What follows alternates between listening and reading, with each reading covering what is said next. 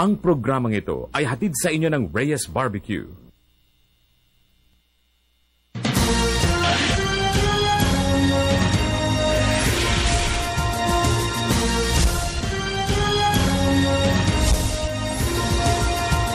Nagmumula sa Presidential Communications Operations Office, kasama ang Philippine Information Agency, Philippines News Agency, Philippine Broadcasting Service, Radyo ng Bayan, IDC, at Telebisyon ng Bayan. Narito ang Radyo Vision.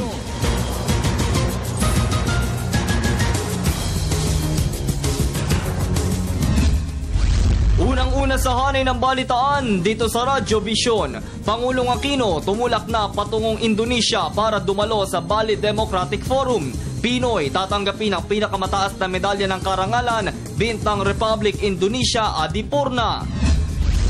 Pamahalaan patuloy na nakaayuda sa mga biktima ng pag-aalboroto ng Bulkang Mayon sa Albay. Mas detalyadong Statement of Assets, Liabilities and Net Worth planong ibalik ng Civil Service Commission. Embahada ng Estados Unidos, inalerto ang mga mamamayan nito sa Pilipinas kaugnay ng bantang pampapasabog. Gobyerno, patuloy ang ginagawang hakbang para solusyonan ang kahirapan at pagpapabuti ng kabuhayan ng mga Pilipino. At Diskwento Caravan ng DTI aarangkada ngayong buwan ng Oktubre hanggang sa unang bahagi ng buwan ng Nobyembre.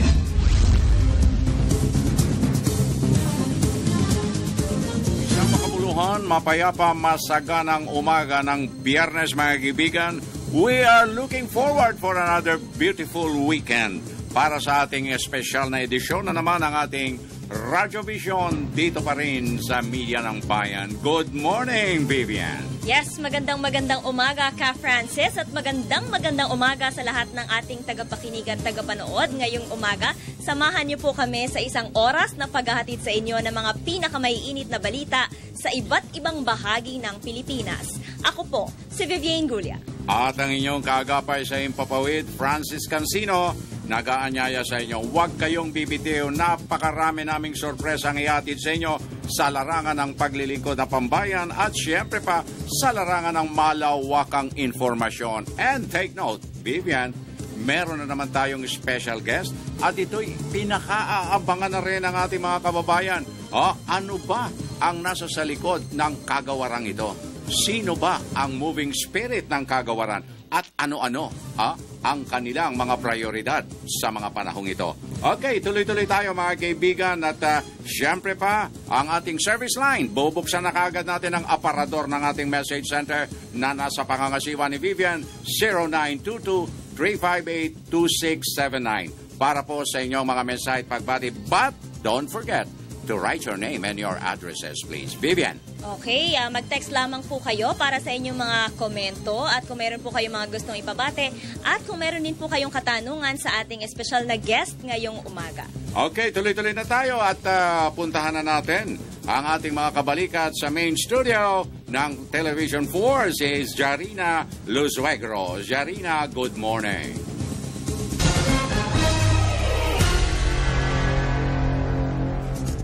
Magandang umaga at maraming salamat Lolo, Francis and Vivian.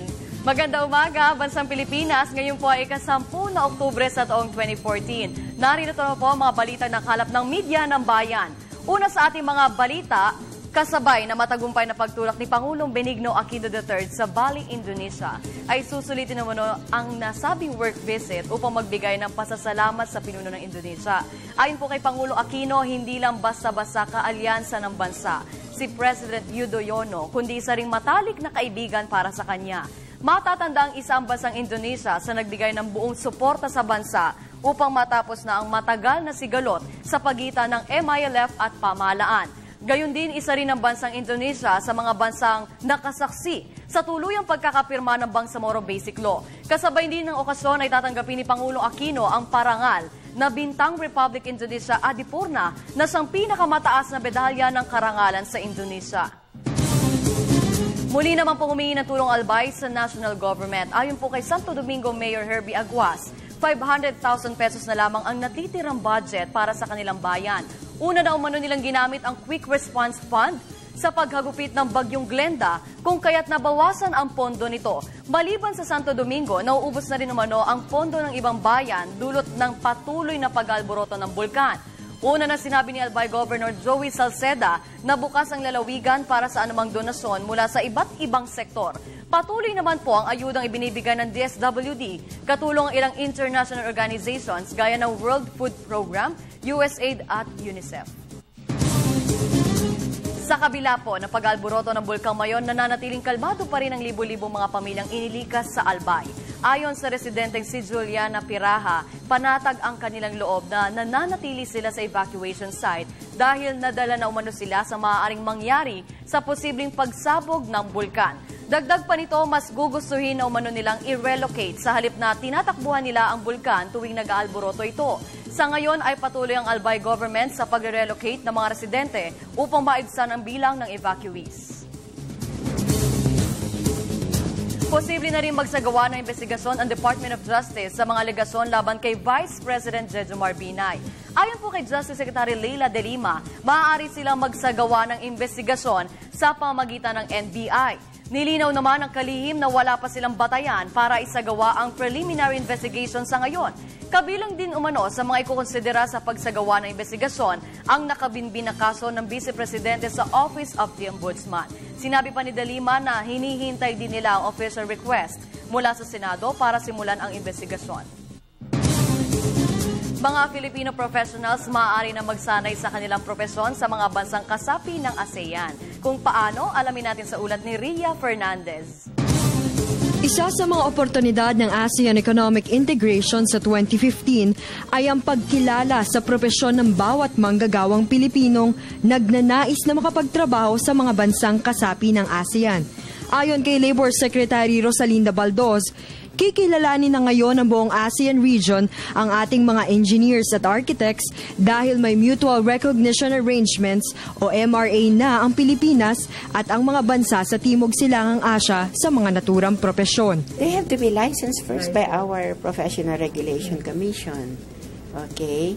And then yung pag-compare ng mga qualifications, mga competencies, yung quality assurance, paano ba tayo nagla-license, may mga system of equivalency sila, credit system, lahat yun. Dagdag pa niya, tinatapos na ngayon ng Technical Education and Skills Development Authority o TESDA at ng Professional Regulation Commission o PRC ang Philippine Qualifications Framework.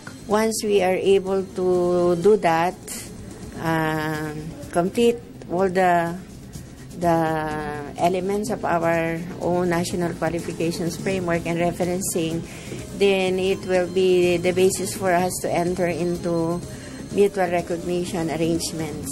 Mapapasama ang Philippine Qualifications Framework sa binubuong ASEAN Qualifications Framework na inaasahang matatapos sa taong 2018. Para sa Telebisyon ng Bayan, Ria Fernandez.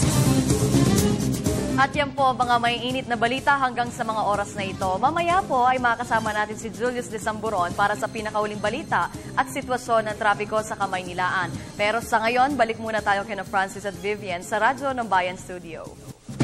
Thank you very much, Jarina. Alam mo, Vivian, yung komplemento ni Jarina kanina, sininok ako. Akala mo, anyway. Francis. Oy, mga kaibigan, no? Mamaya, paulit-ulit nating sinasabi na talagang napakarami na naman ang ating mga texters bago natin paupuin.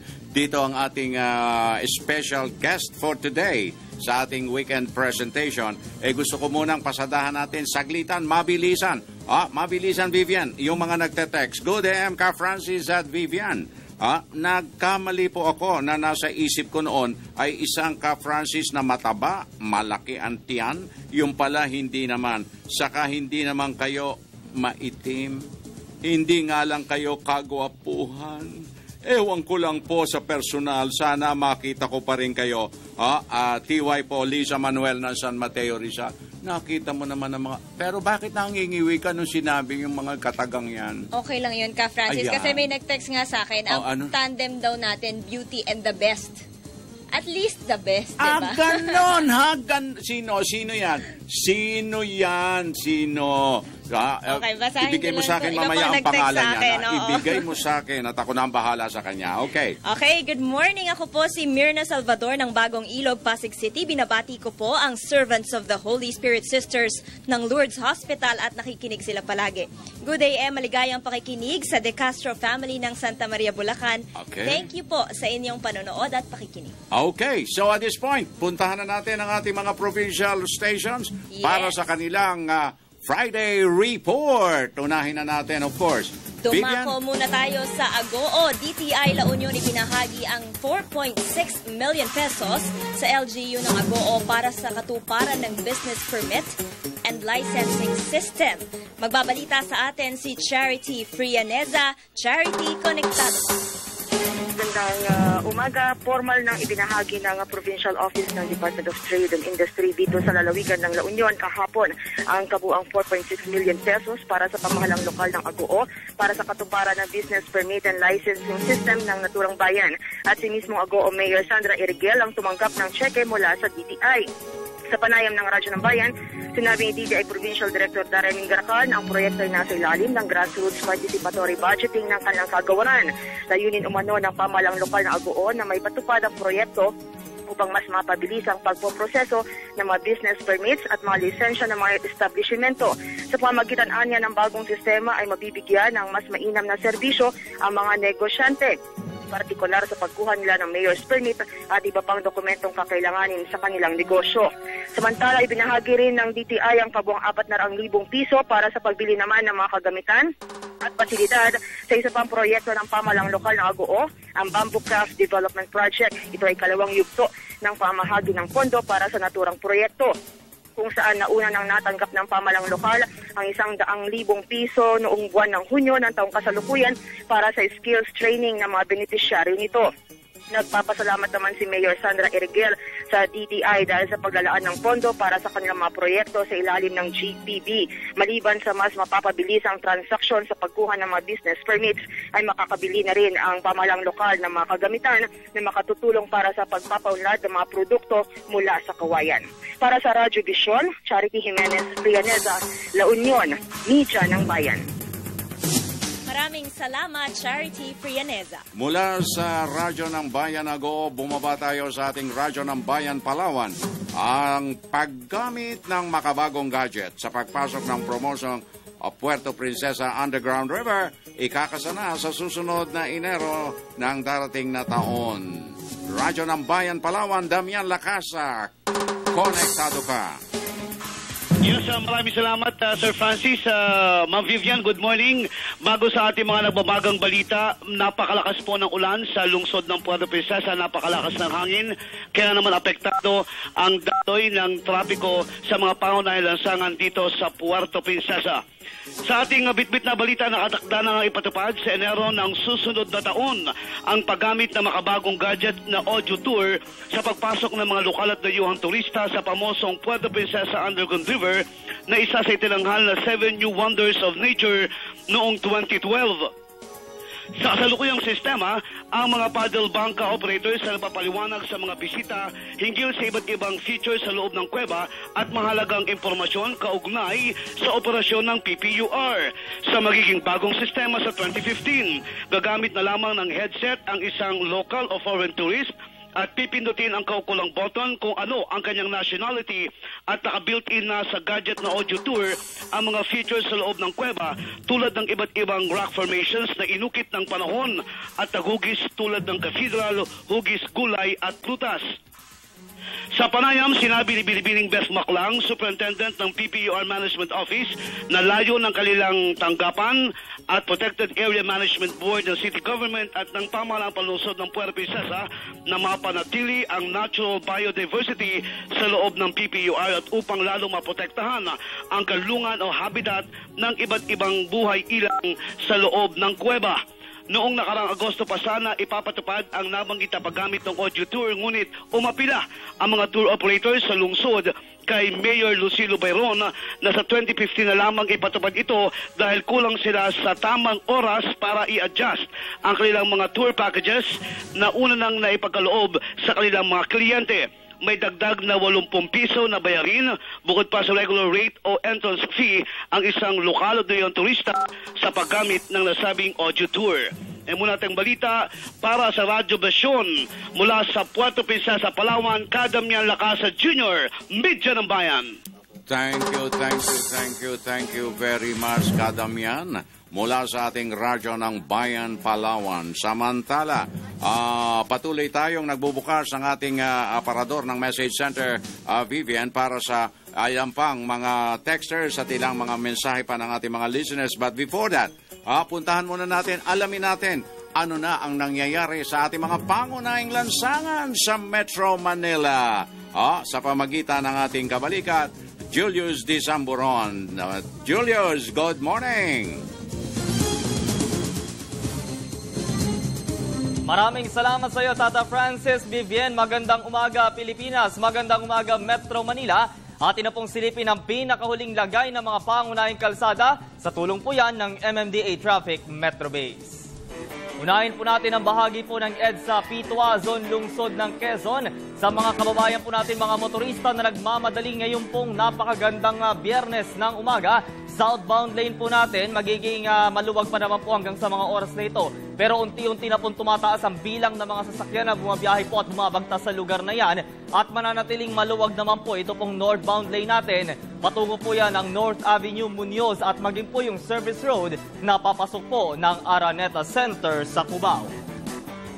Lipat tayo ngayon sa may bahagi po ng EDSA Ortigas Flyover. Naku, napakaganda nga po, napakaaliwalas ng magiging lagay ng kalsada dyan po sa southbound, northbound at yung gitnang bahagi po ng Ortigas Flyover, lalo na po yung mga papasok po ng Meralco at ng Lanuza dahil wala pa naman po kayong aasahan na malausad pagong na traffic situation ngayong umaga na ito. Naku, doon sa mga tagapakinig po natin na imbagabigat sa mga Ilocano at doon sa mga kababayan natin mga Cebuano, maayong buntag sa inyo ngayong pong araw ng Biyernes. Lipat tayo ngayon sa may bahagi po ng C5 Green Meadows. Naku, meron pong kaunti pong paghimpil ng mga sasakyan dyan po sa may northbound lane natin. Yan po yung patungo po ng Tandansora at ilang pang bahagi ng lungsod ng Quezon. Pero dahil po lamang yan sa stop and go signal, lalo na po yung mga pakaliwa sa may bahagi po ng C5. Magiging dire-diretso at magiging tuloy-tuloy naman ito pong southbound natin. Yan po yung mga sasakyan patungo ng area ng Tiendesitas at ng Market. Panghuli na lamang po, ito pong C3A Bonifacio, magiging green and going naman po. Ito pong mga sasakyan na galing po ng NLEX at patungo po ng Manila North Cemetery at ilang pang bahagi ng lungsod ng Maynila. Diyan na po sa may area po yan ng Sampaloc. Magiging tuloy-tuloy din po ito po mga papasok ng EDSA Balintawak is syempre doon sa may bahagi po ng North Luzon Expressway. Once na nag-go na po yung area po ng eastbound at westbound lane, yung galing po ng Araneta Avenue at patungo ng 5th Avenue, abay magiging maluwag po yan para sa ating mga motorista. Ngayon po araw po ng Biyernes, 9-0 ang ating pong ipinapatupad ang number coding scheme. Pero iwas po lamang kayo sa lungsod ng Las Piñas at ng Makati dahil whole day po silang nagpapatupad ang number coding scheme. At syempre, meron po tayong window hours mula po alas 10 ng umaga hanggang alas 3 ng hapon. Sa mga kapatid nating Muslim na nakikinig po sa ating pong programa dito sa Radyo Vision, assalamualaikum po. At syempre sa mga kababayan naman natin dyan sa ilagang bahagi ng Luzon na imbagabigat. Kaya sa yan muna ang pinakauling sitwasyon ng trapiko sa Metro Manila. Ako po si Julius de Samburon. Balik tayo kina Tata Francis at Vivian.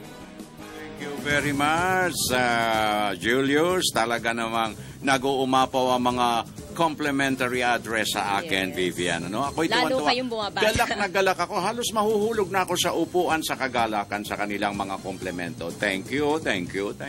At ngayon naman, alamin natin ang magiging lagay ng panahon sa araw na ito mula kay Jessie Basco dyan sa Pag-asa DOST. Jessie, magandang umaga, konektado. Magandang umaga rin sa inyo dyan, Vivian, at magandang umaga, Pilipinas. Mga kababayan, bahagyang humina nga ito nga si Bagyong Ompong habang tinatahak ang karagatan ng Pilipinas.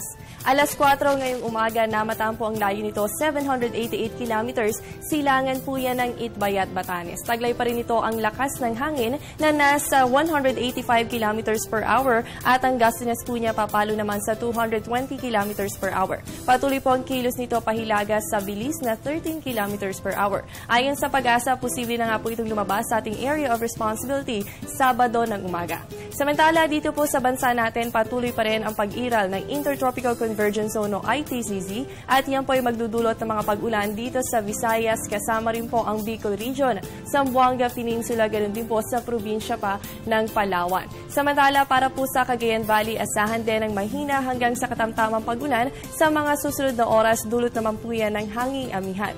Good news naman po tayo dito sa Metro Manila at sa titirang bahagi pa ng bansa dahil makakaranas lamang tayo ng fair weather conditions sa mga susunod na oras. At dahil nga po dito kay Bagyong Ompong, pinalalakas nito yung mga hangin na dumadaan nga po sa ating mga baybayin. Kaya naman nakataas ang gale warning ng Pag-asa. Dito po yan sa may western seaboards ng Hilagang Luzon. Ganon din dito sa may eastern seaboards ng Luzon hanggang Visayas.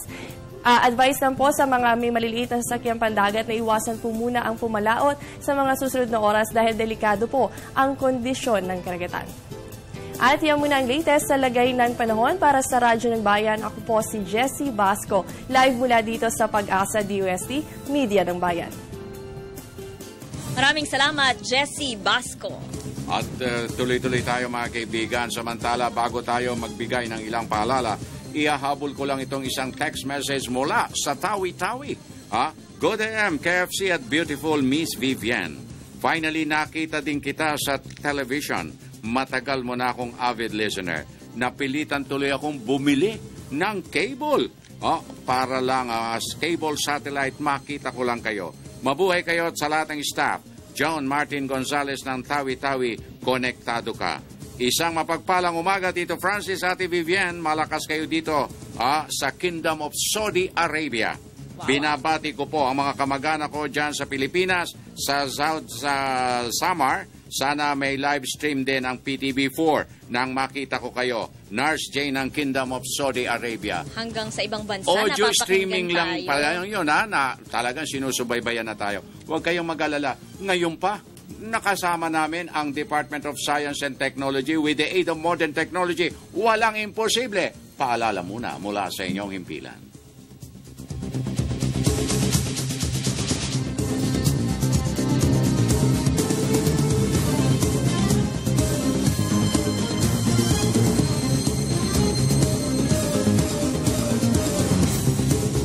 Ang programang ito ay hatid sa inyo ng PhilHealth, your partner in health. Sako Carrera! Harmon Cruz!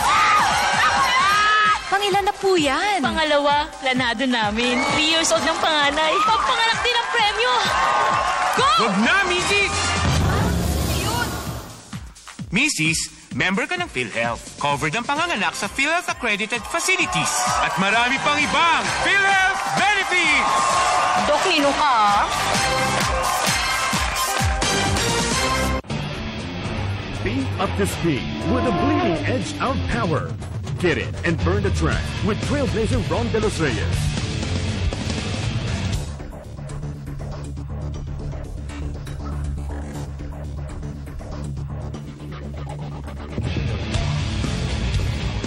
Be one step ahead. Hit it. Auto Review. Saturday at 2 p.m. It pays to know. Only here at People's Television.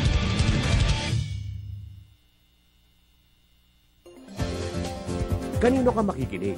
As long as you love what you're doing and it's doing good for you, just go for it. Ako po si Carla Lizardo at ito ang Personage. Welcome to Biz News. I'm Elizabeth Lee together with Tony Lopez. Para mag-operate ko parang panahon ni Magellan. 70% are actually the ones that are inbound. That's even a larger problem. This is Biz News. Bilyong-bilyong pondo ng bansa ang hindi umabot sa mga taong dapat sanang nakinabang dito. Ako po si Veronica Baluit Jimenez. Ito ang pinalawak na pagbabantay sa mga usapin at issue ng bayan ng The Veronica Chronicles. The United Nations is the only real force to go against these small rebel groups. Mga napapanahong issue ating pag-uusapan. Ito ang PTV Special Forum. masusing pagsisiyasat. Ito ang PTV Public Affairs. Patikan, subok, maaasahan.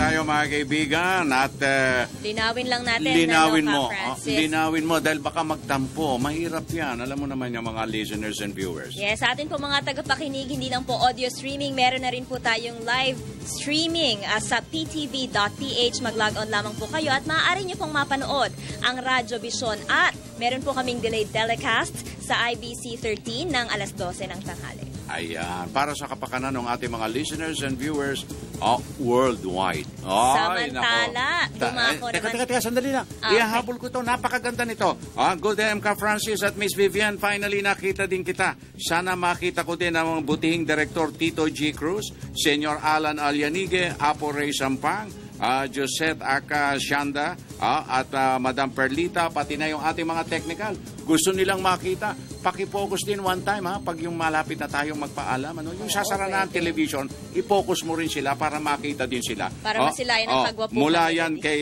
Mula kay Henry ng Cebu City. Good day, Sir Francis. At sa iyong bagong partner, wow!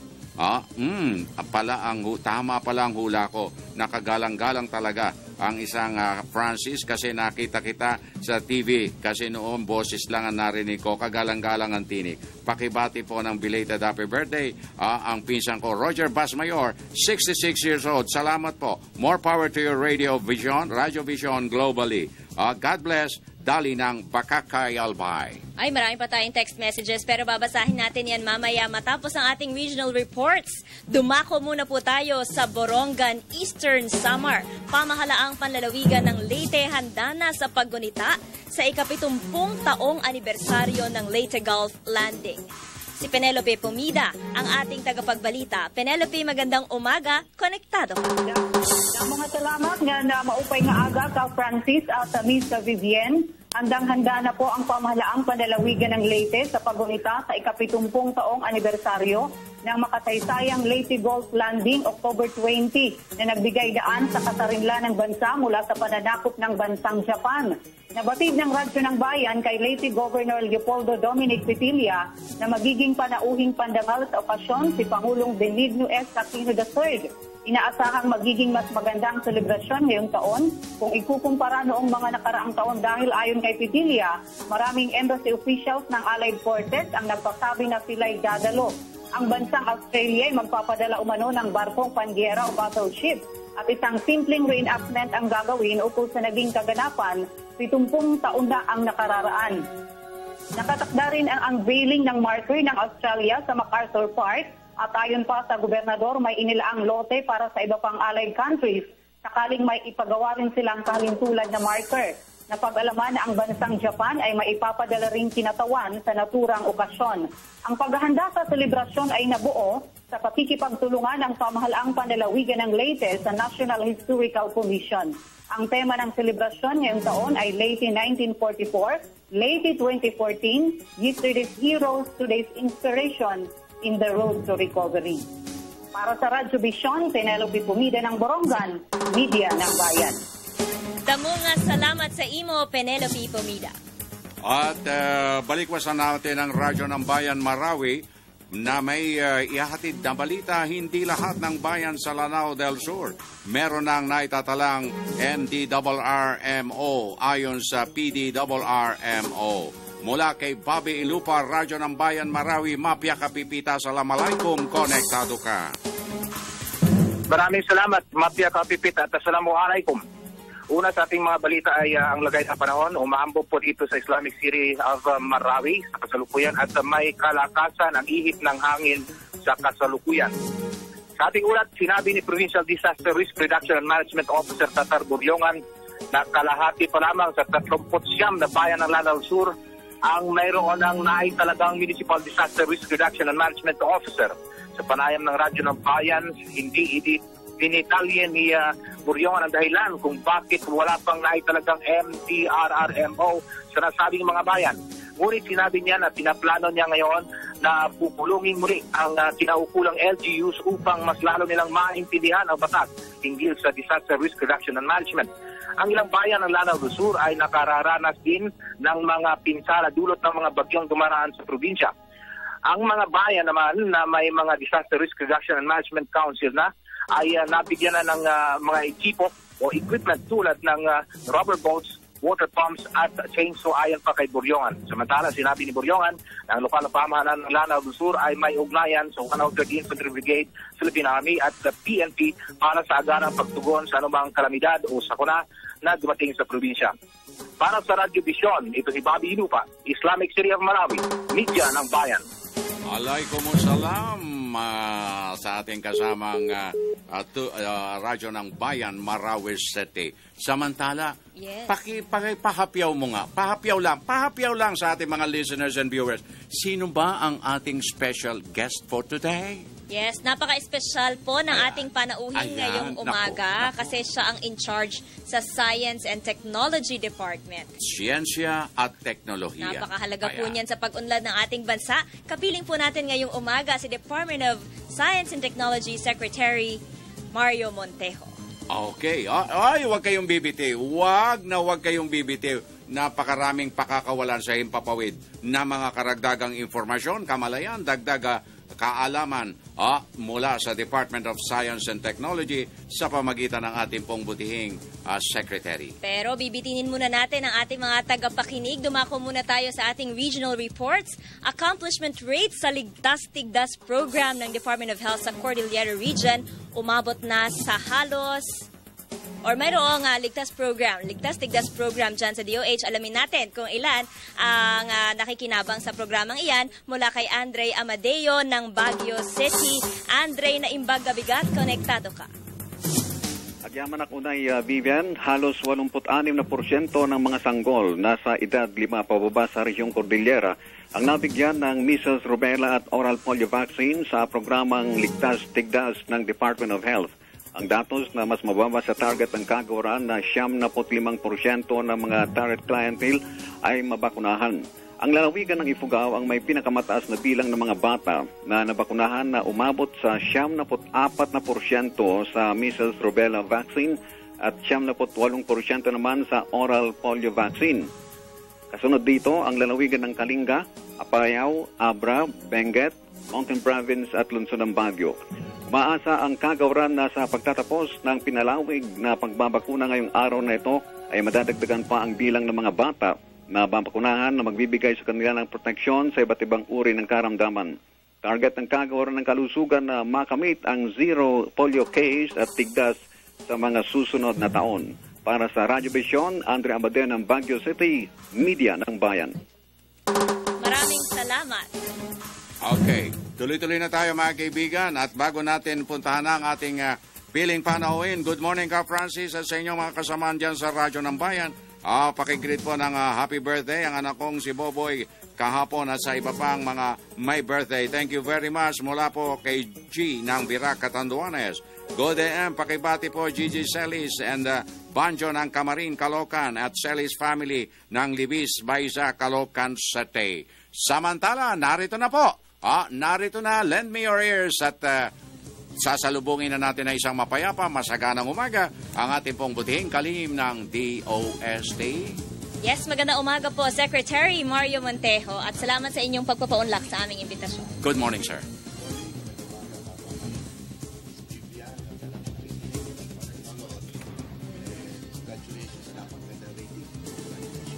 Maraming salamat po. Simulan na po natin. Kamakailan lamang po ay inaprubahan sa Kongreso ang 19 billion peso budget ng Department of Science and Technology. Ano po ba yung mga priority projects ng DOST? Meron kami 8 output. Okay. Outcome pala tawag namin, outcome. Yung isa doon, kanina we were discussing about the ASEAN open market. Paano tayo makakatulong sa ating mga SME to be competitive at saka sa industry natin, mga industries natin to be more competitive sa ating agrikultura, sa ating to improve delivery of government services. Yung mga tinutugunan natin. Paano makakatulong siyensya at teknolohiya sa mga sa areas na mga ganito. So marami pong areas, sir. Pero tutukan po muna natin yung isang area dito po sa paghahatid sa ating mga kababayan ng accurate na weather information. I understand meron po kayong proyekto na maglagay ng microsatellite or for the modernization of the Pag-asa po. Can you please tell us about it? Ibahin ko lang konti yun. Tuloy-tuloy natin programa to improve weather forecasting and also model natin talaga ang climate change scenario. Okay. Yung weather forecasting, nagsimula na tayo ng ating thunderstorm alert, wherein yung pinakamahirap na weather system na thunderstorm na bigla na lang nabubuo, nabibigyan na natin ng forecast o warning. But we're trying to improve further pa to even predict or forecast thunderstorm a few hours before. Sa nangyari ngayon sa Metro Manila wherein nagkaroon ng flash flood na resulted to traffic jam or almost natigil yung ating syudad sa ibang lugar. Opo. We're trying very hard, utos ng ating Pangulo, na makapag-forecast few hours before ng mga babahain lugar. Hindi lang along the river system, kundi sa loob mismo ng Metro Manila. Para makapaghanda o makapag-likas yung ating mga kababayan o makareroute. Maplano nila paano kung saan dadaan. We're trying to malaman natin paano nabubuho ang baha. Nung simula natin, siguro nalaman na ng everybody about Project NOAA and the dream. Yes. This is the river system 80 major. Ngayon pumunta na tayo sa urban, sa city na mismo. Kasi yung habagat, yung malakas na ulan, ay hindi lang nagdudulot ng baha sa ilog, kundi sa loob mismo ng ating mga syudad.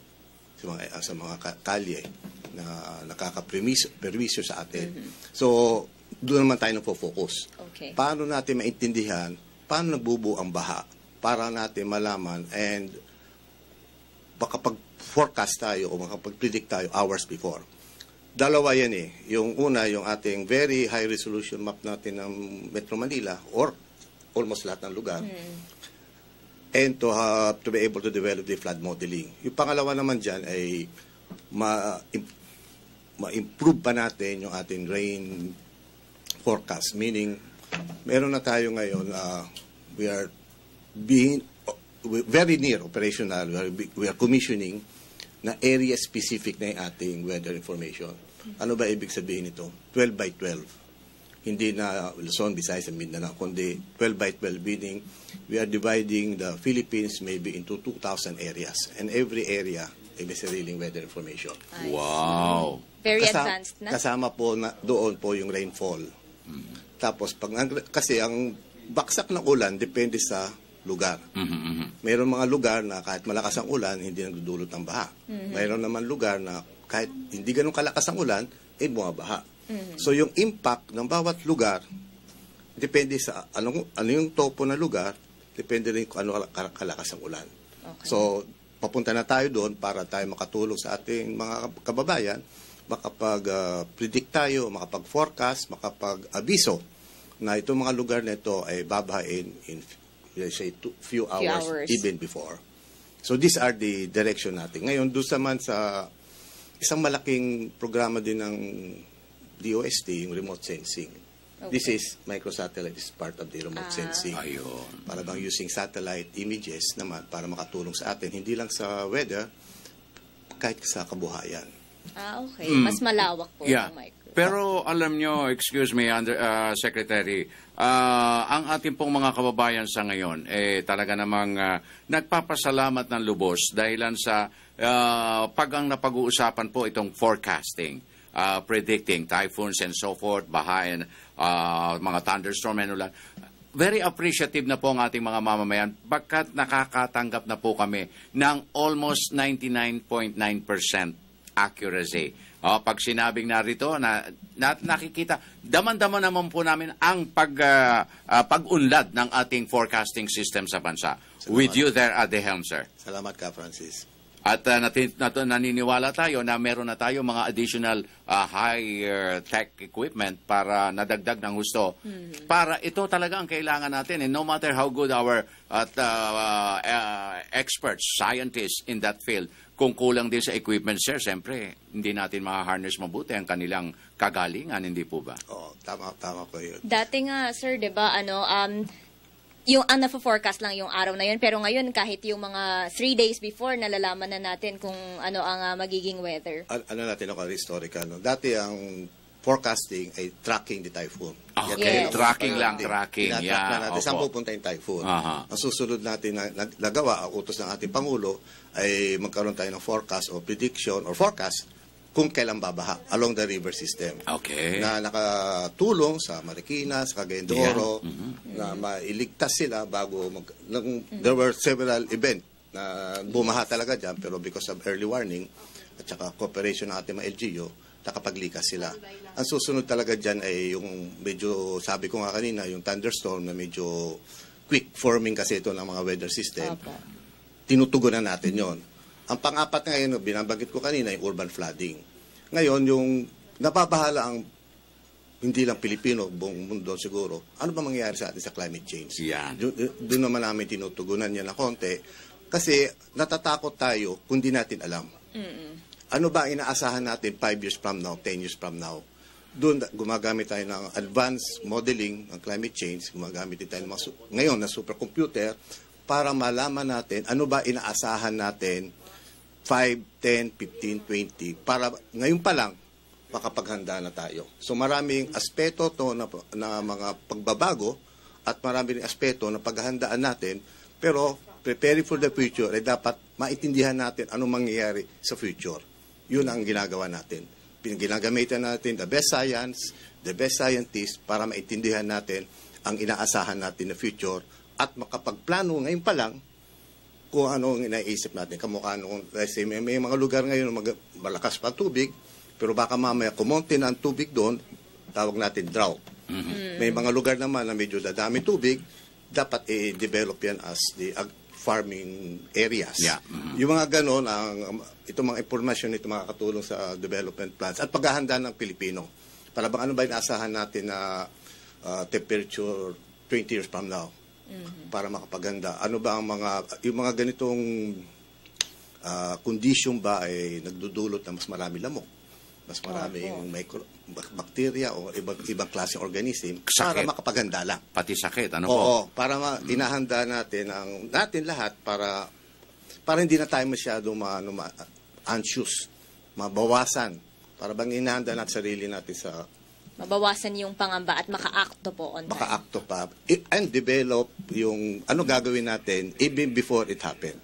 Pero, Secretary, nababanggit po natin yung climate change. Ayan halos bukang bibig na ng lahat. Pag umuulan pero umaaraw, climate change. Umaaraw pero umuulan, climate change. Pero in a simple layman's understanding, sir, ano po talaga ang climate change? Yung causes na lang tayo. Yun, sige po. Opo, para at least, wag yung na-abuse yung salita, nami-misuse yung salitang climate change. Tama kayo. Para bang almost lahat na lang kukonekta na lang sa climate change. Opo. Kaya nga kami, we are more hindi namin iisip na, kunyari Pilipinas, hindi naman talaga tayo contributor to climate change. Actually, positive nga tayo. We don't contribute to the gases that nagkakos ng climate change. Opo. Kanina, in-explain ako nga na mabuti kung buti pa maintindihan na natin anong mangyayari sa atin. Yun ang amin, we are focusing on that. Tsaka kailangan natin paghanda. Kamukha ng ano bang lugar ang baka tumaas ang water level, sea level. So ano bang mga lugar maapektuhan ng dito? So yun, in-identify natin yon para makatulong sa ating other ahensya na makapaghanda. Okay, so Vivian, pansamantala, medyo tayo'y magpabigay daan sa ilang mga paalala, pero is the coffee of the Secretary ready for another round? Samantala, babalikan natin ang ating butihing kalihim after some commercial break.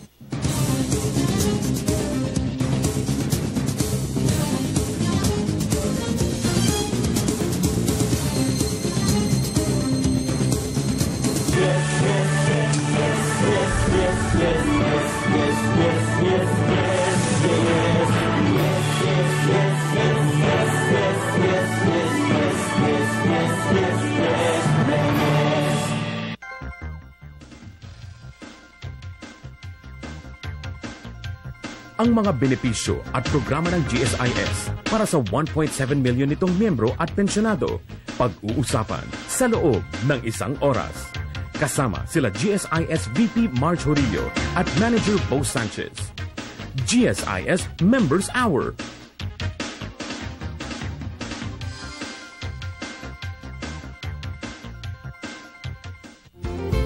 Mag-aral at matuto.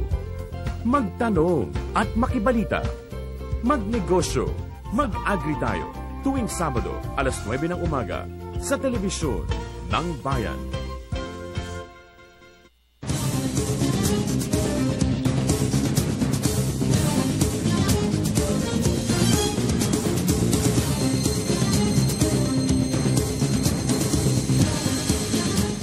Mga kaibigan, sa ikalawang bahagdan ng ating pakikipagtalastasan sa ating butihing kalihim ng Department of Science and Technology.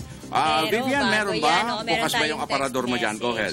Okay, good day, KFC. Ma'am Vivian, napakaganda po ng segment ninyo at nakakapanayam ninyo ang secretaries ni Pangulong Pinoy. Mabuhay po kayo at ang Radyo ng Bayan, Cesar ng Pangasinan. Maraming salamat po. Okay, at meron pa rin ditong pahabol, Ka Francis, Ate Vivian.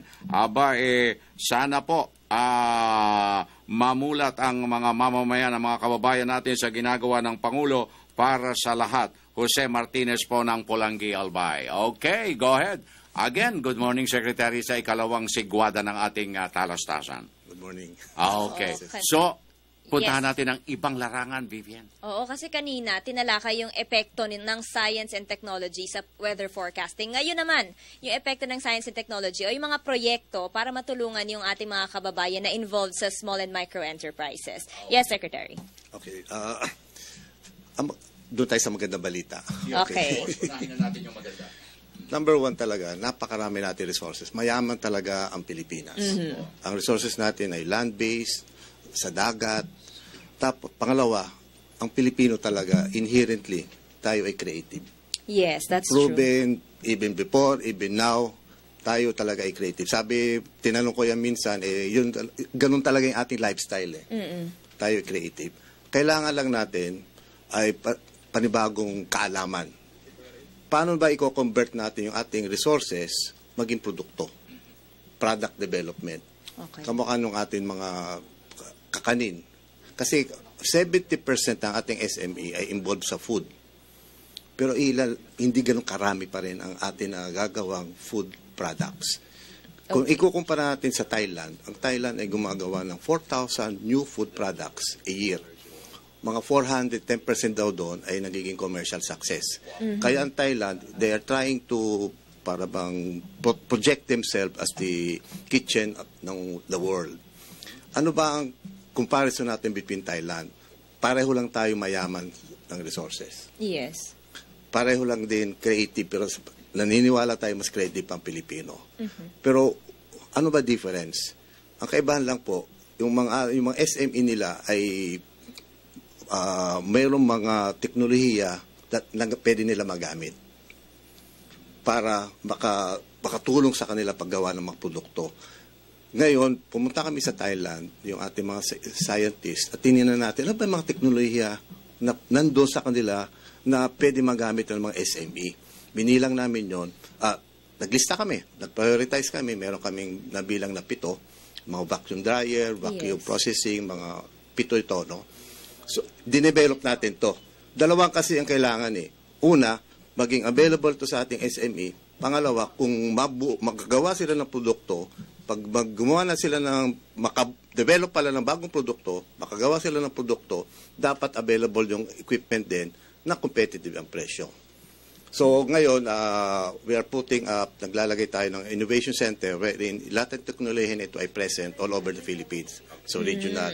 Ngayon, pwede ating SME to go there, kung meron silang mga ideya, at ang Pilipino napakarami ideya, paano nila madedevelop, mapapaganda ka nilang produkto o makakadevelop ng bago sa pamanggitan ng mga bagong teknolohiya na ito, Actually, itong technology ito ay available naman talaga even before, pero hindi lang available sa atin mga SME.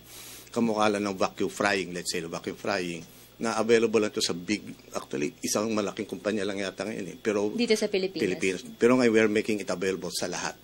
Wow. Ngayon, yung sabi, tinignan din namin, even itong mga vacuum technologies na ito which will be made available simula ngayong taon, 75% ng produkto ng Thailand ay ito ang ginagamit.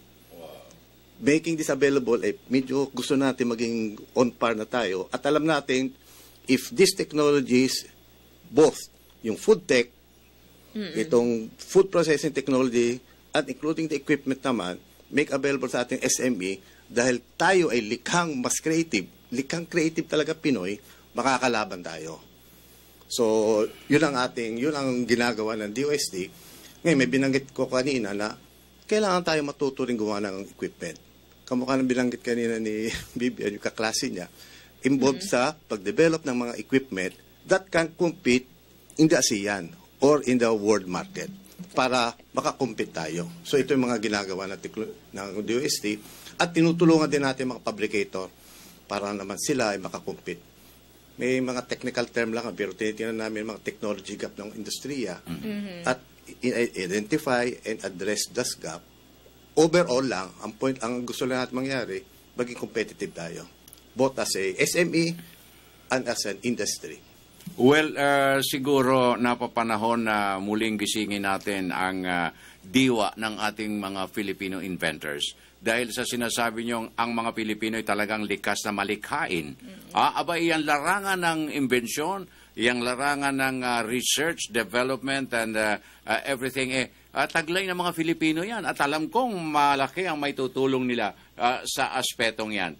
Mangyari lamang siguro na makipag-ugnayan sila sa tanggapan ng DOST kung meron silang mga likha na pwedeng makatulong sa aspeto ng SME sa Secretary. Tama yon. At tulong natin sa ating mga inventor, mga innovators, mga engineers na very creative, or sa lahat na lang, ang ginagawa namin ay, kasi ang ideya, pag ideya pa lang hindi magagamit.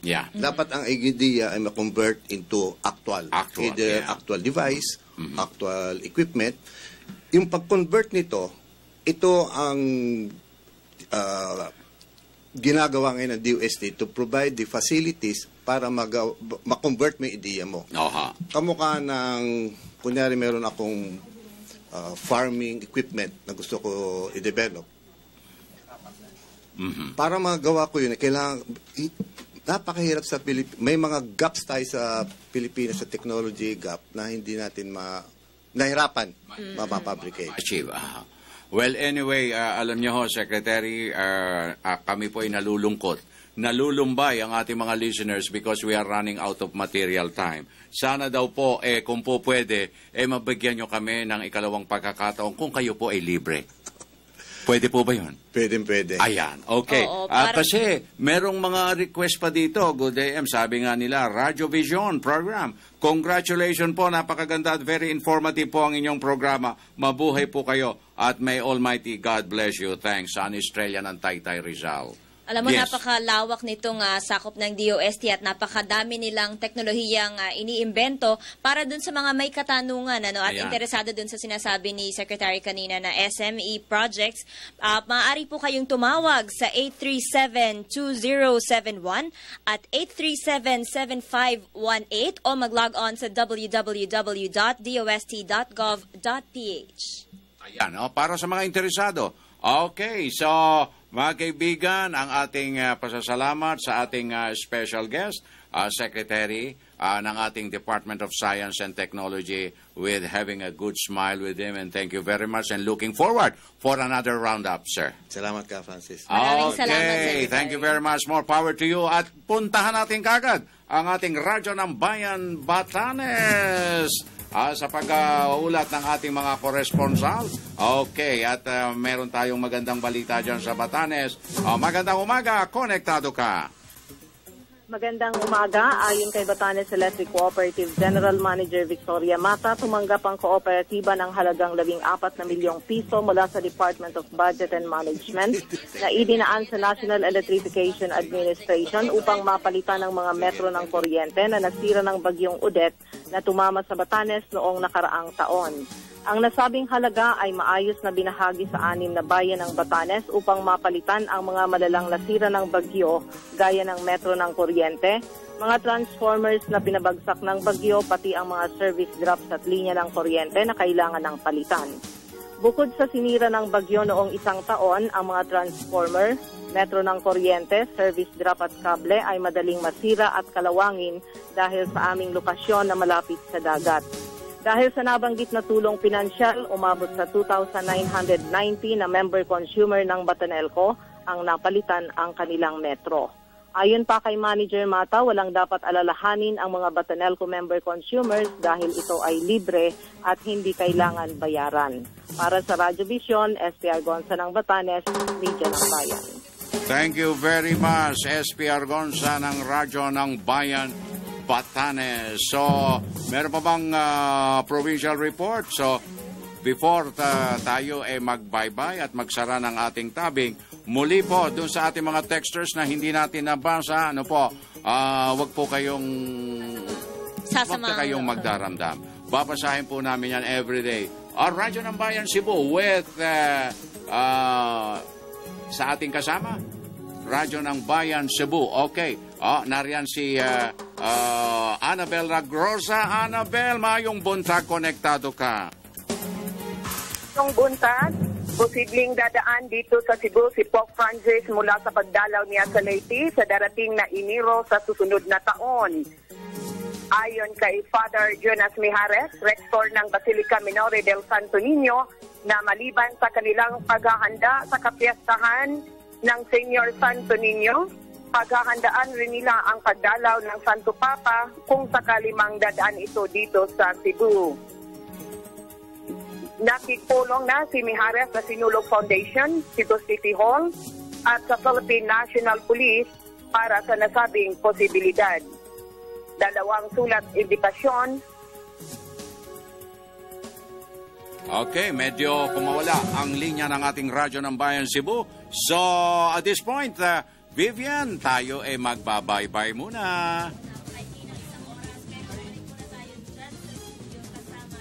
Rina Lusuegro at Julius Disamboron.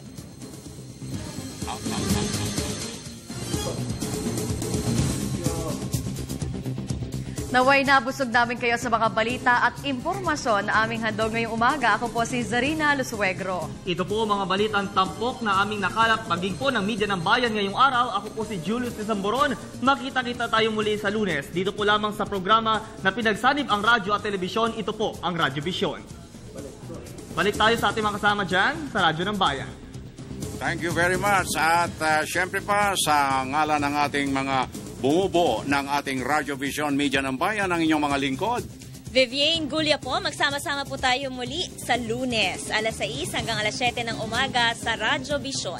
At ang inyo pong nakagapay, Francis Cancino, minsan pa nag-iwan ng isang mapayapa, masagana at magandang umaga.